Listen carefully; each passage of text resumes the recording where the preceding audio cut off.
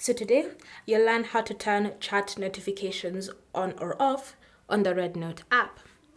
So chat notifications are just notifications you receive every time you get any messages when you're chatting with someone.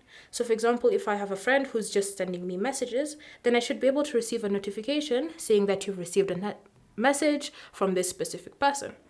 Alternatively, you might actually want to turn it off simply because you don't want to be bothered or you just don't like having notifications enabled. In order for you to be able to access these two things so that you can be able to turn it on and to turn it off, you need to start by actually launching the REDnote social media app. Once you've launched the app, you then want to go to your settings menu. To do this, start by tapping on Me in the bottom right corner of your screen. And then you want to tap on the settings icon that you see on your profile. Once you've done that, you then want to select Notification Settings.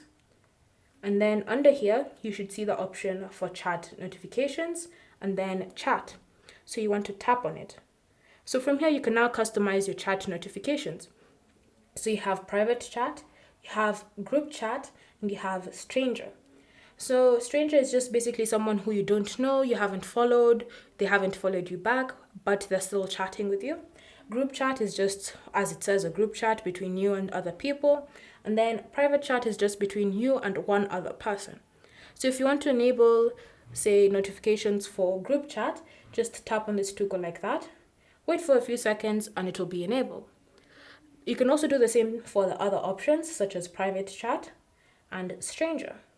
But if you want to turn it off, so for example, stranger, you don't want to receive any messages from strangers, you can just tap on the toggle and then it will be turned off. So it's completely up to you to customize how you want to enable or disable any of these three options. Then when you're happy, you can just exit the settings menu with the changes applied to your account. Thank you for watching. If you have any questions or comments, leave them down below and we'll get back to you.